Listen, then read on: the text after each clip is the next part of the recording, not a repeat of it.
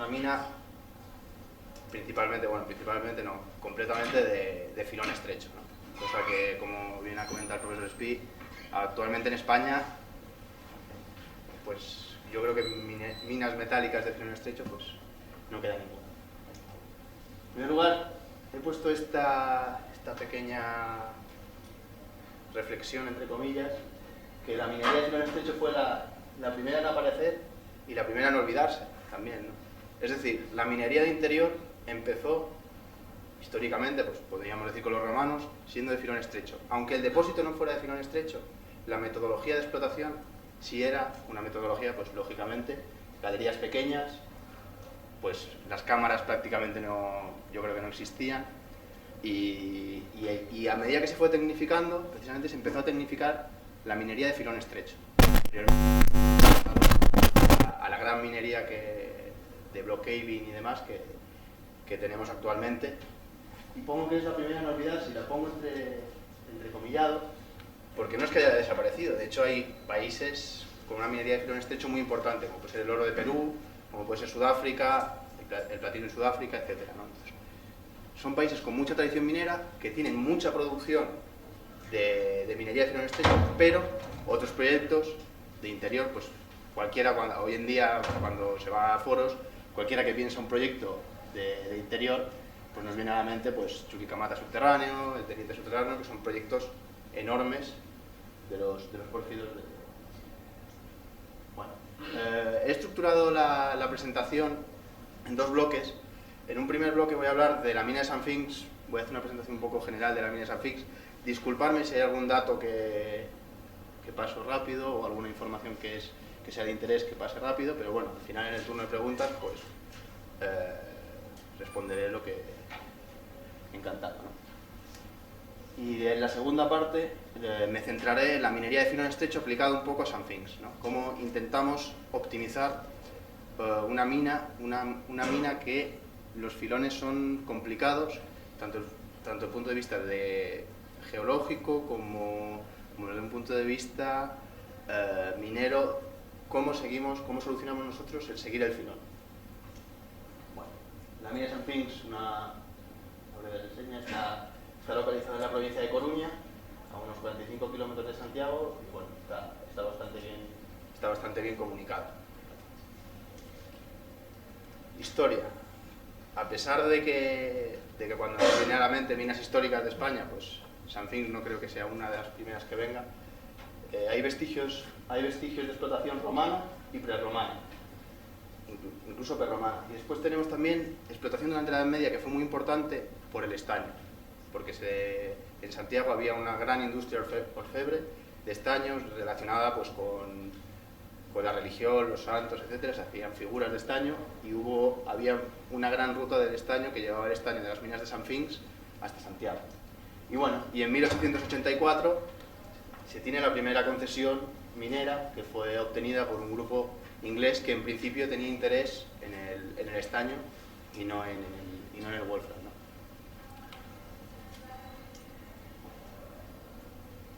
Lo que es la primera explotación de wolframio en España y una de las primeras en Europa. De 1910 a 1940 la propiedad es británica, que es un dato curioso porque precisamente los británicos abandonan St. Finx en el 40, que es cuando se inicia la fiebre del wolfram y pasa a manos o a capital precisamente gallego. Pero esto es un dato un poco curioso porque normalmente cuando los precios suben, pues el capital casi siempre suele ser extranjero. En el caso de la mina de St. Finx se invirtió esta tendencia. Esta es una imagen de lo que es la planta de St. Finx en el año 27. Bueno, después en el 36 se construye el Pozo Nuevo. Para nosotros, lo que es la mina, posteriormente os explicaré cuáles son las zonas de la mina, pero para nosotros el Pozo Nuevo es una infraestructura imprescindible, pues es la zona que nosotros queremos explotar. ¿Por qué se construye el Pozo Nuevo? El Pozo Nuevo se construye porque llegaron a través de otro pozo a las labores inferiores, a la tercera planta, pero concretamente, y por la sobreexplotación que fueron haciendo antiguamente, llegó un punto en el que empezaron a colapsar antiguas labores, ¿no? Entonces ellos, cuando digo ellos, en este caso los británicos, decidieron construir un nuevo pozo, un nuevo acceso, que está actualmente, que es este pozo de aquí, ha sido reformado, ¿vale? Fue reformado en varias ocasiones la infraestructura para que entre en operación. De 1940 a 1945 se produce un hecho que creo que todos conocemos, que justo ahora además ha salido una película al respecto, que es la fiebre del Wolfram. Durante la Segunda Guerra Mundial había una competencia feroz entre británicos y alemanes por el Wolfram, y se reabrieron, o se abrieron, perdón, muchísimas minas en lo que es el entorno de Galicia y Portugal. Tenemos un gráfico histórico de precios en el que vemos que el precio viene siempre ligado a conflictos bélicos, ¿no? Aquí tenemos un pico durante la Segunda Guerra Mundial, aquí tenemos otro pico durante la Guerra de Corea, que es el mayor pico de la historia, precisamente pues porque ya se conocía y se trabajaba muy bien el wolframio desde la experiencia adquirida durante la Segunda Guerra Mundial. Y también pues, la guerra de Vietnam también supuso un auge importante para lo que es el wolframio. Bueno, del 51 al 53 se reactiva la mina por la Guerra de Corea, y del 65 al año 90, bueno, un poco antes, 88-90, hay una producción ininterrumpida de la mina, se empieza a tecnificar dentro de lo posible lo que son las labores mineras, parándose en el 90, pues igual que pararon casi todas las minas metálicas de España. Y en el 2009 se produce la reapertura de la mina a través de una pequeña empresa, y posteriormente este año, en el año 2015, SACIR, a través de su filial Tungsten Sanfinx, adquiere la mina. Bien, ¿por qué decidimos entrar en una explotación de estaño y wolframio, ¿no?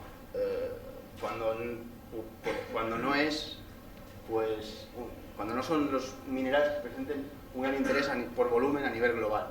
Pues bueno, porque la Unión Europea, dentro de los Critical Raw Materials y del Horizonte 2020, etcétera, pues dicta las necesidades que puede tener la Unión Europea a futuro, ¿no? Y precisamente tenemos que el mineral o la sustancia con mayor importancia económica es el tungsteno o wolframio, y que el estaño no queda mal situado dentro del riesgo de abastecimiento y la importancia económica. Por eso, una mina de estaño y wolframio es interesante hoy en día, aunque los precios no sean los mejores de los últimos años. Las perspectivas de futuro sí son interesantes, porque la Unión Europea apuesta por ellos y crea políticas para... Bueno, esta es otra imagen referente a Critical Raw Materials, en el que vemos que la península ibérica, en el oeste, tenemos una concentración en amarillo de depósitos de tungsteno, pues el más grande de Europa, los mayores depósitos de Europa. El estaño. El estaño, en caso de la mina de Sanfinx, se presenta en la forma de casiterita, y suele ser una asociación bastante común con el wolframio o tungsteno, o wolfram. Disculpad si utilizo el término wolfram, pero allí en la zona de Lousame, del concello que es donde está la mina, la gente lo llama wolfram y no wolframio ni tungsteno. Entonces, utilizo el término wolfram. Bueno, sus usos son hojalata, bronce, soldadura, esmaltes y sustituto del plomo. Como curiosidad, deciros que se utilizó como sustituto de las cápsulas estas que vienen en el vino. Pues se utilizó el estaño, y España es el principal productor, o uno de los principales productores del mundo, de esas cápsulas de vino. El wolframio, en el caso de la mina de Sanfinx, por cierto, esta foto es de un cristal de casiterita tomado una muestra de la mina de Sanfinx. La wolframita tiene un 76,5% de wolframio. Es el mineral que encontramos dentro de la mina de Sanfinx. La proporción pues está prácticamente un 50%, hay un poco más de proporción de estaño que de wolframio, pero dentro de la mina de Sanfinx históricamente se ha producido un 50%. Es importante decir que es el metal con el punto de fusión más alto. Esto le da unas propiedades únicas, pues sobre todo para aleaciones de alta dureza, y dentro del mundo de la minería, pues para elementos de corte y perforación, ¿no? Pues, brocas de rocas de perforación de barrenos o recuperación de testigo, etc. Y tiene un uso único, que son los filamentos de la combina, que se usa para hacer puntas de bolígrafo. Esto de aquí es un cristal de wolframio de la mina San Finx. Aquí hay una moneda, no se ve muy bien, pero aquí hay una moneda.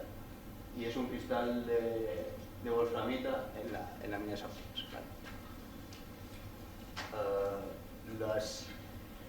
Que el mineral se nos presente en forma de cristales puede parecer, cuando enseño las fotos, puede dar la sensación de que, bueno, son las mejores fotos que tenemos. Sí, son las mejores fotos, pero es habitual que se presente de esta manera el wolframio. De hecho, se presenta, la mina San Finx es un ejemplo claro de una mina con un efecto pepita bestial. Bueno, instalaciones. Esto es una simulación de las instalaciones. Tenemos lo que es la zona de escombrera y acopios. Tenemos el poblado minero. En la mina llegaron a trabajar 1000 personas, tanto de la explotación legal como de la explotación alegal. Lo que era la compañía lavaba el mineral, obtenía un 50% del wolframio y el resto lo mandaba a la escombrera. Entonces iba la gente y lavaba la escombrera y el 50% restante se lo revendía a la compañía. Todo esto fue durante los años 40, 50, ¿no? Hasta el final de la guerra de Corea. De hecho, llegó a tener, bueno, tiene una escuela, está restaurado y es un museo. Y lo que son las instalaciones de la mina, tenemos el edificio de lavadero, que es el que he enseñado anteriormente, que es donde se hace la gravimetría, donde se hace la trituración, molienda, gravimetría, separación por tamaños y la flotación. El edificio de refino, que llamamos, que es donde se produce la separación magnética y electrostática. Bueno, un almacén, y esta es la zona de Buenaventura. Luego os explicaré que es el actual acceso que tenemos. Bueno, geología, indicar simplemente muy rápido las minas más importantes que hay dentro del arco que hemos visto de puntos amarillos. Pues está la mina de San Finx, está la mina de Penouta, Barrocopardo, Los Santos, que está en producción, y para nosotros es muy importante la mina de Panasqueira. Luego veremos por qué. Bueno, es como la parrilla, y me falta la mina de Santa Comba, que estaría por aquí. Bueno, geología, como he dicho anteriormente, la mina es de casiterita, wolframita. La mineralización está asociada a filones de cuarzo, espesor variable. Esto es crítico a la hora de diseñar la explotación. El espesor de nuestros filones va desde 20 centímetros hasta incluso más de 2 metros. Por lo que a la hora de realizar los desarrollos para seguir el filón, pues bueno, hay una serie de complicaciones y obligan a llevar una planificación, digamos, prácticamente día a día. Porque pasamos de tener filones de 20 centímetros a filones de 2 metros, a lo mejor en una galería de 10 metros de largo, cosa que provoca unos problemas a la hora de toma de decisiones bastante importantes, ¿vale? Bueno, son prácticamente verticales, y la roca encajante pues son micas y granitos. Son micas y granitos. Con esto quiero decir que el sostenimiento en la mina de San Finx es puntual en aquellas zonas en que se produce cierta inestabilidad, ¿no? Se tienen localizadas por razones, digamos, razones históricas de la mina, se tienen controladas las zonas, además de los modelos geotécnicos. Y, lógicamente, en las zonas de falla, pues los pasos de falla, pues evidentemente se fortifica entero, ¿no? Características de los filones: son filones de cuarzo, son fáciles de perforar, pero provocan mucho desgaste y tienen un problema de finos muy importante. El wolframio y, bueno, la wolframita y la casiterita tienen un tamaño de liberación bastante alto, por lo que el problema de finos es importante. De hecho, cuando se perfora un frente de explotación, se evita siempre, que se puede, el perforar el filón, porque una voladura un barrero dentro del filón produce unos finos horrorosos. Bueno, se pierde, de hecho, los finos. Y bueno, nos encontramos ante grupos de filones de espesor muy variable. Es decir, la mina, pues cuando se ve documentación histórica, se dice el filón norte, el filón sur, el filón ayer, son nombres de filones, ¿no? El filón JK. Realmente esos filones no es un filón, como podríamos decir, el filón norte tiene 2 metros y es este filón. No, realmente son grupos de filones que nos vamos encontrando y que vamos agrupando en asociaciones de filones, ¿no? Aunque nosotros, y en la documentación esté como filón. Como he dicho antes, mineralización de grano grueso muy dispersa, como lo hemos visto en las fotos, y las leyes son muy irregulares, provocando un efecto pepita bestial que impide que realicemos el control de leyes o el cálculo de leyes como se realiza en cualquier mina, que es, digamos, tomando datos de sondeos y haciendo geoestadística. Bueno, aquí vemos un ejemplo de un filón. El metro esto marca 1 metro. Es decir, vemos el cambio que da en embozamiento del filón. Vemos el efecto pepita que tenemos aquí. Esto es wolframita, sin embargo aquí no tenemos. Estos son manchas, pero no es wolframita, y aquí volvemos a tener. ¿Vale? Y aquí, justo en el contacto, tenemos calamiterita. Esto, evidentemente, este quiebro que hace el filón a la hora de producción, planificación, es fatal. Aquí tenemos un martillo de columna de aire comprimido. Esto sería una planta de los filones. Los filones coinciden con la explotación histórica de zanjas a cielo abierto, que también fue durante la fiebre de Wolfram, pues la gente iba y escarbaba zanjas. Entonces coincide, las plantas inferiores coinciden con las zanjas que nos encontramos en superficie. ¿Vale? La mina está dividida en varias zonas. Y aquí vemos una sección de la mina, esto es el pozo, y las distintas plantas, vemos cómo van evolucionando la irregularidad de dichos filones. Es decir, aquí tenemos dos filones bien diferenciados que se juntan en un filón y se vuelven a separar. Esto pasa a nivel global, es decir, pasa entre niveles de 40 metros y pasa a nivel local. Es decir, cuando pasa en 2, 3, 4 metros, de repente el filón que estaba, pues deja de estar. Está a lo mejor desplazado 1 metro hacia el este, el oeste. Las fallas dividen la zona en distintas, los grupos de fallas principales, estamos hablando, dividen la mina en distintas zonas y son, bueno, el bloque de Buenaventura, Pozo Nuevo, Castiñeiro, Susana, Silva Revuelta. Buenaventura es la zona que estamos actualmente trabajando, tiene 4 niveles y se entra por un transversal. Pozo Nuevo tiene 8 niveles, 200 metros de profundidad y se entra por un pozo, y es la zona de más interés de la mina. Bueno, ¿cómo calculamos las leyes con un efecto pepita? Pues las calculamos midiendo los cristales en el frente de exploración. Este es un ejemplo, pues un cristal de wolframita. Este es distinto al anterior, no es que sea la misma foto ampliada.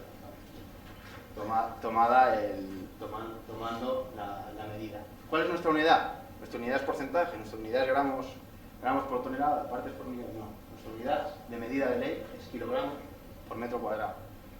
¿Por metro cuadrado de qué? Normalmente se piensa que es de frente. No, no es de frente.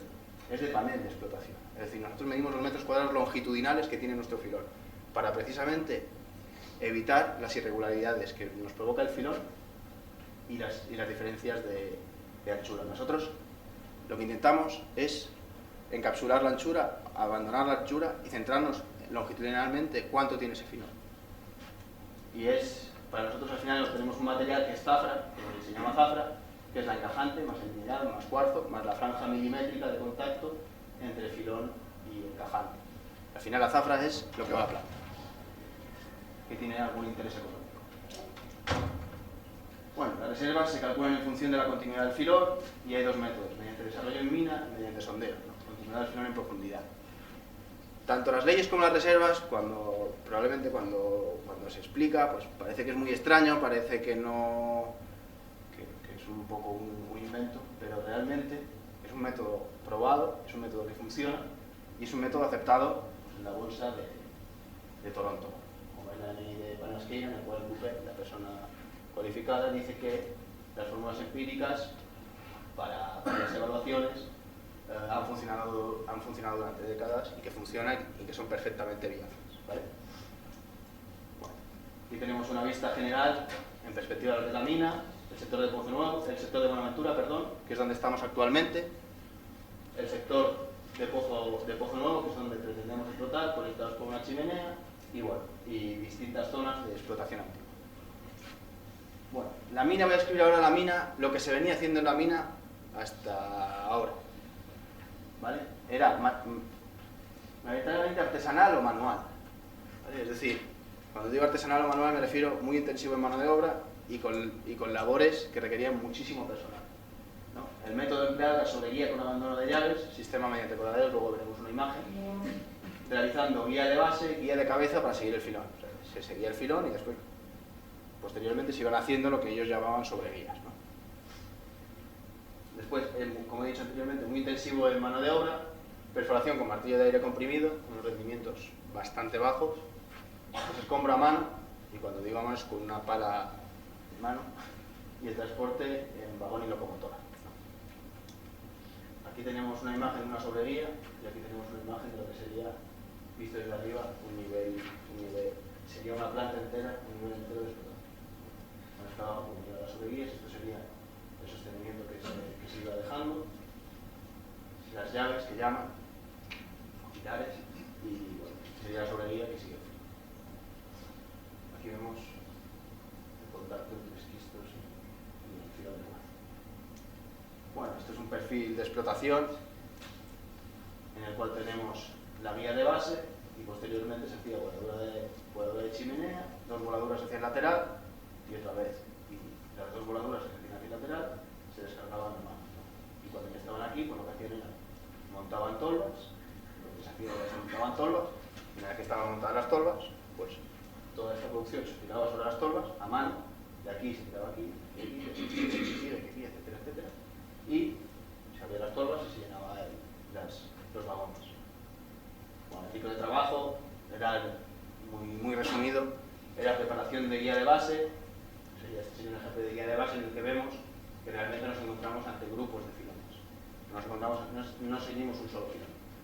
Posteriormente veremos cómo solucionamos este problema. Se realizaba la chimenea, se desarrollaban las sobreguías, esto es una sobreguía que sigue un filón, ¿vale? Se desescombra el frente de manera manual y se carga el vagón mediante. Este sería otro nivel visto desde arriba, que vemos aquí también wolframita. Es más fácil de ver la wolframita porque la wolframita se concentra en el centro de los filones, entonces es más visible. Entonces, la casiterita va a los contactos. Bueno, ¿qué ventajas y desventajas tiene este método? Básicamente, la ventaja es una, aunque ya he puesto 4, que es la baja dilución. Es decir, como vamos manual, podemos seguir el filón perfectamente. Bueno, perfectamente. Podemos seguir, es el mejor método para seguir el filón y trabajar lo más estrecho posible. Trabajamos muy estrechos, como habéis visto en las imágenes anteriores, entonces la dilución es bajísima. Reducción de lleva asociado pues baja inversión, lógicamente, que es flexible, reducción de necesidades de sostenimiento. Inconvenientes: intensivo en mano de obra, no tanto en el coste, que también, sino tanto en la planificación. Porque si venimos a esta imagen, tenemos aquí gente desescombrando con gente perforando aquí. Y para dar unas producciones aceptables tenemos que meter, a lo mejor en este panel, que tendrá unos 100 metros de largo, unos 40 de alto, tendremos que meter a lo mejor 50 o 60 personas para dar una producción aceptable. Entonces, los problemas de seguridad, tenemos a gente desescombrando, con gente abajo perforando, para hacer la explotación escalonada. Pues bueno, para llegar a tener una producción aceptable, pues es complicado. Entonces, nuestro objetivo principal, que es la mecanización, aquí pongo difícil, realmente es imposible. Mecanizar el método de coladeros o de abandono de llaves es completamente imposible. Bueno, la planta, voy a hacer una descripción rápida de la planta, en qué consiste la planta. Tiene dos edificios principales, nos encontramos ante un lavadero, un edificio de refino. El lavadero pues tiene titulación, gravimetría, remolienda, clasificación hidráulica, gravimetría en espirales y mesas tipo Winfrey, flotación en mesa y clasificación, y después se lleva al edificio de refino, que tiene secado, clasificación magnética y separación electrostática. Este sería el edificio que hemos visto antes, de 1927, pues está reformado. Esto es una separadora magnética de principios del siglo XX, que curiosamente sigue funcionando. Y funciona bastante bien, aunque no lo parezca. Y esto, pues bueno, es una imagen de las mesas y las espirales. Bueno, con esto acabo la parte de minería, de la mina de St. Finx.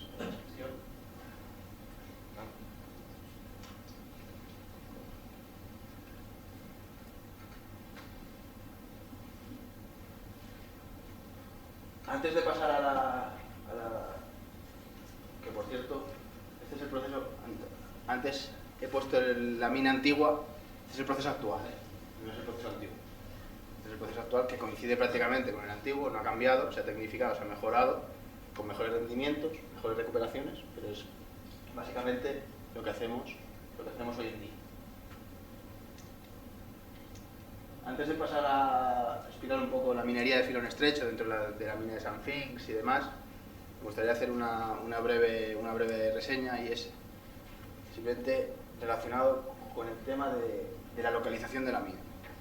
Ahora, hoy en día, pues la minería sostenible, la comunicación y demás está muy en boga. Entonces la mina se encuentra en un sitio, en el que la gente siente que la mina es suya.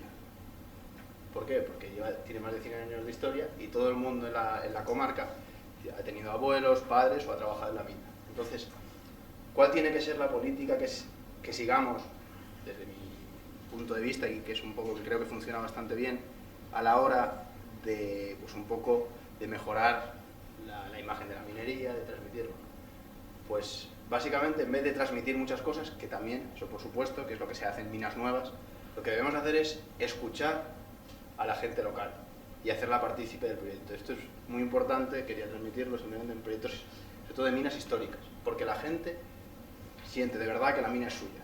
Y de hecho hay muchos casos de gente que viene a la mina y dice que, pues, ¿cómo hacéis esto? No tenéis ni idea, estáis haciendo las cosas mal, no sé qué. Entonces, hacerles partícipes, enterarnos de lo que piensa la gente y hacerles partícipes del éxito de la mina, ¿no? Y eso yo creo que se agradece y funciona, porque después el boca a boca va bastante bien. Bueno, paso a la minería de filón estrecho. Este es el jefe de mina. Voy a hacer unas características generales, una visión general. Primero, terminología. En Sudamérica se llama minería de vetas angostas, maquinaria de vetas angostas. Es muy común cuando hablas con proveedores de maquinaria, sobre todo, que hablen de vetas angostas. Filón estrecho no se comprende. Después, narrow vein mining. Y después hay otro concepto que viene relacionado con lo que he dicho al principio, de que fue la primera minería, que en una mina de oro de Canadá de filón estrecho nos indicaron que el sistema que ellos seguían era real mining, que es minería real. Era una minería de filón estrecho con aire comprimido, y ellos consideraban. Entonces yo le pregunté si eso era algo que se había inventado él, y lo estuvimos hablando y mirando, y efectivamente es bastante común que las minas de filón estrecho que todavía funcionan con aire comprimido se llamen real mining, ¿vale? ¿Qué características sigue normalmente una mina de filón estrecho? Tiene unas leyes mayores que en otro tipo de minas. Eso es indispensable, lógicamente, porque las producciones son más bajas, si no, no sería viable. Es compleja técnicamente, ¿vale? Es compleja a la hora de mecanizar, porque tenemos que trabajar en espacios muy reducidos. Normalmente tenemos que adaptarnos a lo que nos marque la veta. Espacios de trabajo reducidos, como hemos visto anteriormente, por lo que la organización de personal suele ser bastante crítica, y este concepto es crítico, que es dilución elevada. La dilución en filón estrecho mata proyectos. O sea, no es que te haga perder un poco de dinero, directamente mata los proyectos. Bueno, se ha visto eclipsada por grandes proyectos, como he comentado anteriormente, obtienen menores producciones. Lo que pasa es que habría que ver si realmente se obtiene menores ventas, ¿no? Porque al tener unas leyes mayores, pues bueno, las producciones de concentrado vendible, bueno, está por ver si realmente tiene menor producción. Pero bueno, es cierto que una mina tipo el Teniente produce mucho más que una mina de filón estrecho, que cualquier mina de filón estrecho. Bueno, las causas del desconocimiento de la minería del filón estrecho. ¿Por qué de repente pues la minería de filón estrecho no es que deje de ser interesante o atractiva, sino que se eclipsa? Pues el auge de los metales, vamos a proyectos cada vez más grandes, preocupados por una inversión muy grande, por una producción enorme, y un poco nos da igual la ley porque el precio lo paga todo, ¿no? Entonces, actualmente, como hemos visto, ha bajado los precios y muchas inversiones se han tenido que parar porque no son capaces de asumir el coste. La dilución. Entramos dentro de lo que es el concepto de la dilución, que como digo es completamente crítico y en una mina de filón estrecho debe ser lo más importante a tener en cuenta. Hay muchísimas definiciones, creo que todos, probablemente cada uno podríamos encontrar 10 definiciones distintas de dilución, pero bueno, reducción en ley por la cantidad de estéril que se mezcla con el mineral económico. Esta definición es cierta, pero a mí me convence más esta, que es empobrecimiento del mineral económico con el estéril, fijándonos especialmente en empobrecimiento. ¿Empobrecimiento qué significa? Básicamente perder dinero, quemar dinero. Cuando nosotros hacemos una voladura metiendo 10 centímetros más, estamos quemando dinero en una mina de filón estrecho, ¿vale? Del mineral. Muchas veces pensamos del mineral a lo mejor como un concepto geológico, como un concepto... Pero realmente el mineral es lo que nosotros vendemos, por lo tanto estamos empobreciendo el proyecto. Y con esto, simplemente, ¿el beneficio qué es? El beneficio es ingresos menos costes, de una manera muy simple y sencilla. El beneficio con la dilución, es decir, si nosotros tenemos planificado una dilución del 10%, una dilución del 15%, siempre, evidentemente en un contexto de precios estable, el beneficio siempre bajará. Siempre. Es decir, o bajaremos los ingresos, ejemplo, si vamos con la planta al 100% de capacidad, no seremos capaces de contrarrestar esa bajada de ley, es decir, bajaremos los ingresos con los mismos costes. Y si no estamos al 100% de capacidad, lo que tendremos que hacer necesariamente es tratar más toneladas para compensar esa bajada de ley. Por lo tanto, empobrecemos el beneficio y siempre. Tipos de dilución. Tenemos dos tipos principales, que serían la operativa y la estructural, ¿no? La operativa es aquella que creamos nosotros y la estructural es aquella que es inherente a la geología de la zona, que se mezcla con el relleno en caso de que vayamos a ser poco competentes, y asegurar una anchura mínima de trabajo, precisamente el gran problema que nos encontramos en minas de filón estrecho. Y estructural, nos encontramos bolsadas de estériles e irregularidades en el filón, como hemos visto anteriormente. ¿Cuáles de las dos tenemos en Sanfin? Normalmente las minas de filón estrecho se asegura una anchura mínima de trabajo para seguir el filón, ¿no? Tienen esta muy elevada y esta, pues bueno, depende. Nosotros tiene mucha importancia la mina de Sanfin, las dos. Nos encontramos que tenemos que asegurar la anchura mínima de trabajo, que tenemos bolsadas de estéril y para más índice tenemos un filón irregular, ¿vale? Por tanto la complejidad aumenta. ¿Cuánto cuestan 10 centímetros? Estos son números reales hechos en la mina de Sanfin. Aumentar 10 centímetros, 0,1 metros, la anchura del desarrollo de un filón supone el aumento de costes de ese desarrollo de un 2 o un 5%, o disminuir el ingreso el 3%. ¿Vale? Esto, por lo que a veces la decisión de meter una pala más grande, pasar de una galería de 2 a 2,20 es una decisión crítica. Métodos más típicos y rápidamente de filón estrecho, tenemos el Shrink and Stow, que es acumuladoras de realce sobre el material volado, recorte y relleno, que es mediante ráfaga, vamos explotando el filón, después vamos rellenando con los estériles y vamos trabajando sobre el relleno, subniveles o sublevel y arenos largos, que es que también es desde un manual de Atlas Copco, esta imagen, y precisamente se llama método de minería de filón estrecho. Es el más utilizado, el que permite una mejor mecanización y bueno, es el elegido en la mina de Sanfin en un principio. Normalmente, posteriormente se valorarán otras opciones, pero en principio es el método. Vale. Como he dicho, el método de subniveles es un método muy empleado, muy extendido en la minería de filón.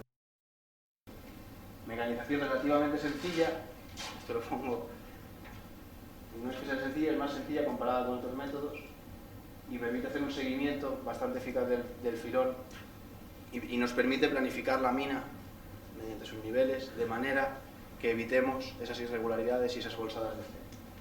¿Vale? Esta sería una imagen, también tipo, de lo que sería, posteriormente veremos imágenes de la mina de Sanfinx de diseño.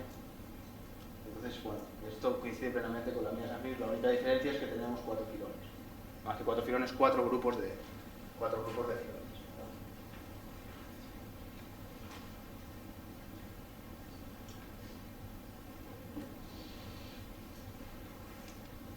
Bueno, subniveles en la mina de Sanfinx. Esto es, creo que no se ve muy bien, pero bueno, esto es una planta real de la octava planta de Polo. Entonces, ¿cuál es el diseño que hacemos? Bajamos el pozo hasta la planta, tenemos un lazo de carga y descarga, el transporte principal se hace mediante tren y mediante locomotora y vapor. Aquí vemos estas líneas en discontinuo, son los filones, para que veáis que se producen saltos de filón, cambios de dirección bastante pronunciados. Y lo que hacemos es, bueno, esto es una falla y al final lo que se hace es, se hacen transversales aquí, y se hacen también chimeneas aquí.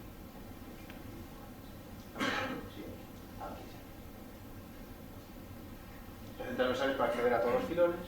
Tener 4 filones tiene una ventaja y es que podemos ir jugando con uno con otro. Si tienes un solo filón, pues solo te queda bajar y si te equivocas, pues es más crítico. Tener 4 filones es una ventaja, ya que nos permite ir viendo que nos vamos encontrando con antelación e ir jugando, pasar de un filón a otro. Si un filón tiene una ley baja, pasas al siguiente, etc.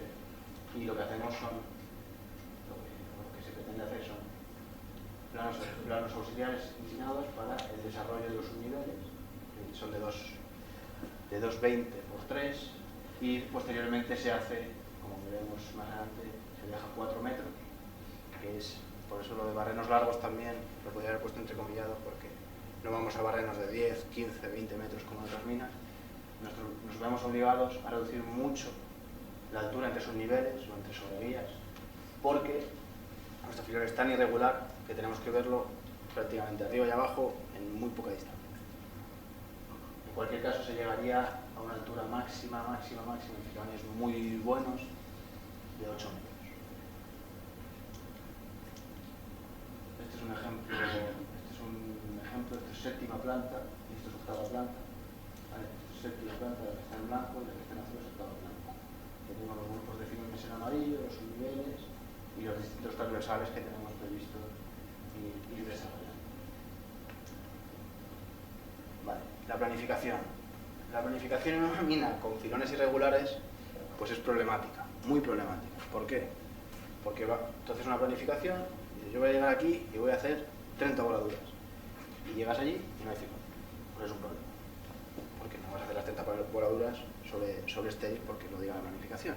Tienes que ir al día a día viendo la planificación a largo, cómo la vas regulando. Pero la regulación llega a ser muy extrema. Es decir, la regulación llega a ser de hemos llegado aquí, el filón es irregular, no es bueno, tenemos que cambiar a otro filón.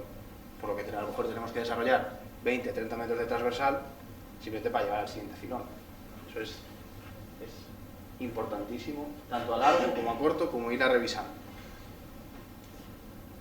Al ser espacios de trabajo muy reducidos, tenemos muchos frentes activos continuamente.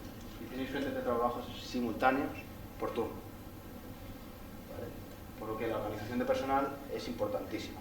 Si queremos dar una producción aceptable con baja dilución, la solución es, pues eso, muchos frentes de explotación. Afortunadamente tenemos 4 filones que nos permite ir jugando con los distintos turnos y la distinta codificación por escrito. ¿Vale? Bueno, se deben evitar las zonas de estéril y falladas y es un método con mucho desarrollo, por lo que las valores de producción y avance deben ir coordinadas. Esto es muy importante. ¿Por qué? Porque si nosotros tenemos, por ejemplo, una zona entera desarrollada y nos ponemos a volar lo que serían las destrozas o los realces, nos ponemos a volar porque queremos dar mucha producción, si no tenemos un desarrollo que realmente sepamos que vaya a funcionar, lo que nos puede pasar es lo que he dicho anteriormente, que volemos todo lo que son las destrozas, la producción, lo que diríamos voladuras de producción, y empecemos a hacer voladuras de avance que nos llevan a un sitio, o nos encontramos con un sitio en el cual no hay filón, cosa que sería crítica, porque te ves obligado a mover todo el desarrollo sin tenerlo planificado, te quedas sin mineral y paras la planta. Entonces tiene que ir acompasado una cosa con otra. Y con 16 frentes de explotación es más complejo todavía. Bueno, aquí esto es un problema también real que se presenta en la mina, y es que llegan el geólogo y el jefe de mina, llegan al frente de explotación y se encuentran con esto, ¿vale? Entonces el jefe de mina le dice al geólogo, ¿derecha o izquierda? ¿No? Y hay medio metro de separación. Entonces el geólogo, pues bueno, tiene varias opciones, que es derecha, izquierda o los dos, puede ser también. Porque como hemos visto, se separan y se juntan, se separan y se juntan. Aquí hay medio metro, pues medio metro es muchísimo dinero. Mejor damos 3 voladuras y nos hemos quedado sin fin, ¿no? Pues podemos tirar una moneda al aire, es una opción, y la otra es hacer sondeos, ¿vale? Con una pequeña sonda testiguera, desde un subnivel que vaya paralelo al filón, vamos haciendo sondeo y vamos viendo la continuidad del filón. Entonces, el geólogo ya puede decidir y decir, a lo mejor aquí, cuando uno está aquí, dice, pues voy por la izquierda porque es mejor, ¿no? Aunque no olvidemos que a nosotros la anchura del filón no nos importa, nos importa el contenido longitudinal, ¿vale? Pero bueno, la tendencia podría ser, pues sigo este, que me irá mejor y demás. Pues a lo mejor en 3 metros, pues el filón ha desaparecido, resulta que el filón bueno era este y ya no puedes volver a este. Una vez que has tomado la decisión, este, los dos, no puedes volver, porque estarías haciendo desarrollo de una galería sobre otra. Esto pasó. O sea, son los casos que voy diciendo de problemas, no es que sean problemas ficticios, sino que son problemas históricos que se han encontrado en la mina. Hay zonas de la mina antiguas en la cual hay galerías colgadas unas sobre otras, o sea que hoy en día pues es un poco peligroso. Hoy en día, y antiguamente también lo era, pero hoy nos preocupamos un poco más por la seguridad. Hay zonas hundidas precisamente por equivocarse, seguir un filón a otro u otro, intentar corregirlo, y claro, vas siguiendo y cuelgas un filón sobre otro. Para eso también necesitas una topografía exacta y al día de saber exactamente dónde está el filón, porque seguimos el filón con la galería de cabeza, con la galería de base, entonces tenemos que saber exactamente dónde estamos para no colgar una zona sobre otra. Eso es importantísimo. Bueno, perforación y voladura, sobre todo de las destrozas.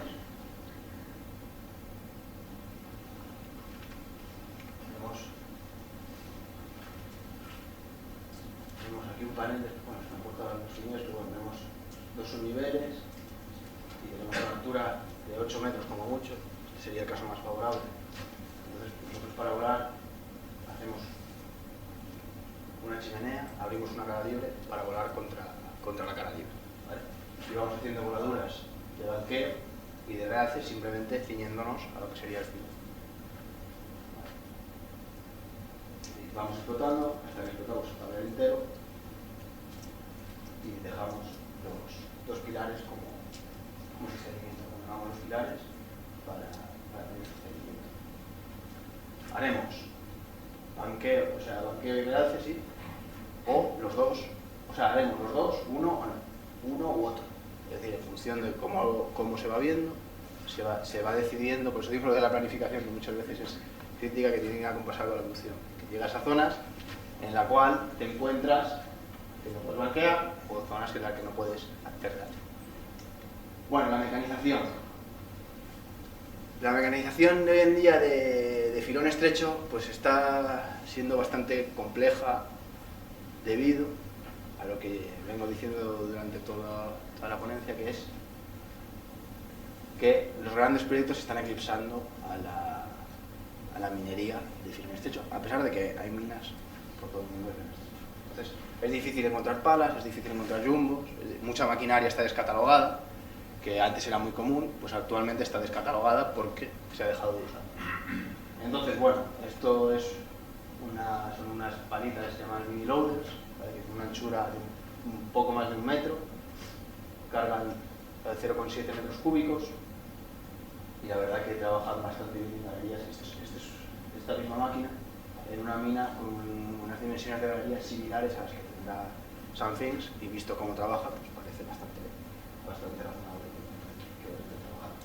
Nos vemos obligados a ir en principio a diésel, porque como tenemos muchos filones, pues tenemos que mover la máquina entre muchos filones, y si no tendríamos que hacer un desarrollo de línea eléctrica por todos los filones, cosa que, y con los cambios, con los saltos que os he ido diciendo que va pegando el filón, pues hacer todo el desarrollo de infraestructura eléctrica pues es complejo. Bueno, la perforación es todavía más crítica que la carga y el transporte.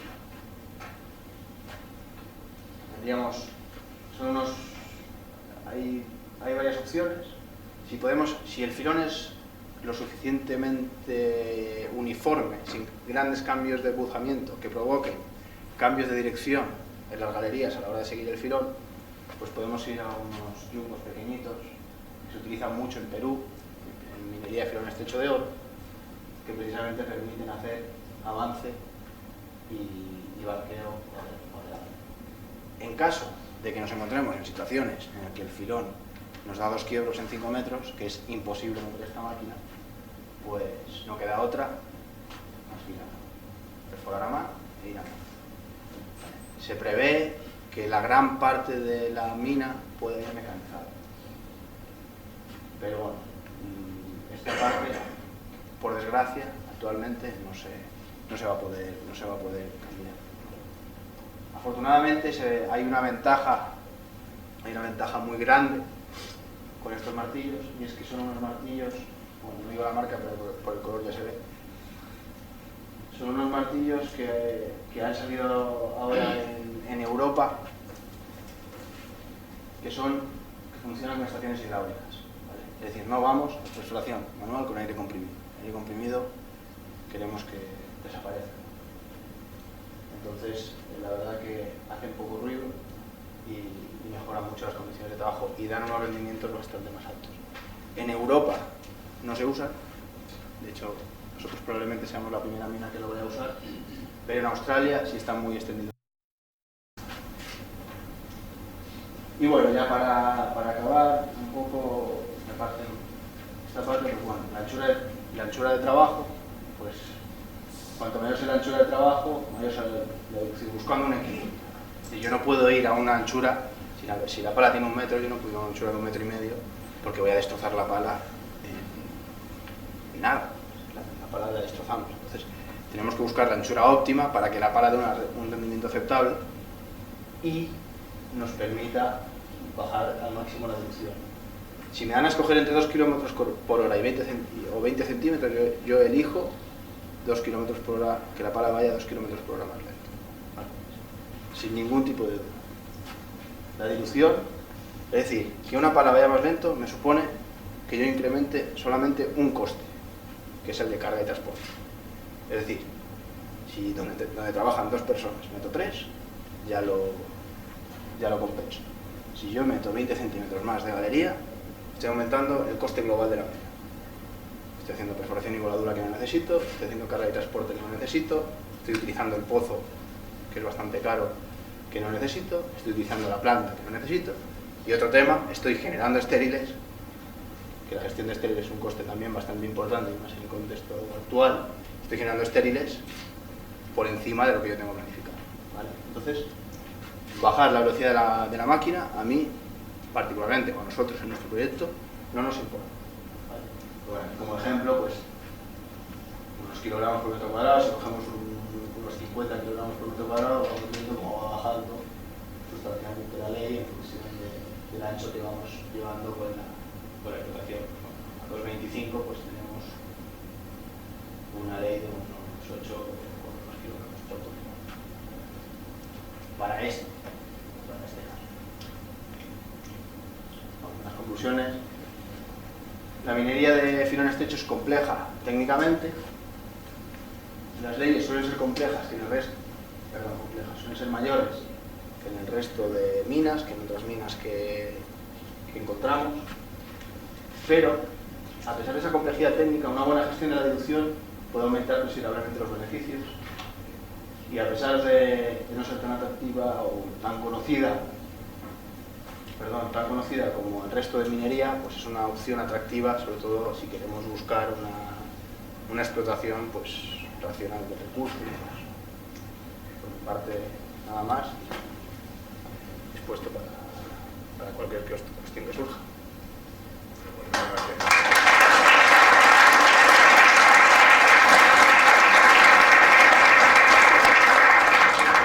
Pues Ángel, muchas gracias. Y ahora es nuestra oportunidad. Yo le rogaría también a los alumnos, si lo he advertido, que por favor cualquier pregunta que tengan, pues que lo hayan comprendido, que lo consideren esto también como una clase, que le damos prioridad a ello. ¿Tenéis alguna pregunta? Sí, buenas tardes. Mi nombre es Morir, buscando el máster en minería sostenible. Mi pregunta es clara y es muy específica. ¿Cuál es el tiempo, o sea, el periodo estimado de explotación que tendría el proyecto Pozo Nuevo? 12 años. El tiempo de producción previsto serían 12 años con las reservas actuales a una producción de unas 130.000 toneladas de zafra al año. Esa es es decir, las reservas son 1.300.000 toneladas aproximadamente. Con una producción, un apunte, la mina producía anteriormente 20.000 toneladas al año. Sí. Tenía otra pregunta. Y en base a las especificaciones y características propias del proyecto, en base a lo que es el pueblo que está cercano, tú dices que las personas se sienten parte o dueños de la mina. O sea, en la ejecución en la previa administración de la mina, ¿habría alguna presión social existente que estuviera comprometida con el pueblo directo, algún caso en específico? Bueno, la presión social es, ¿cómo decirlo? ¿No? La presión social en minería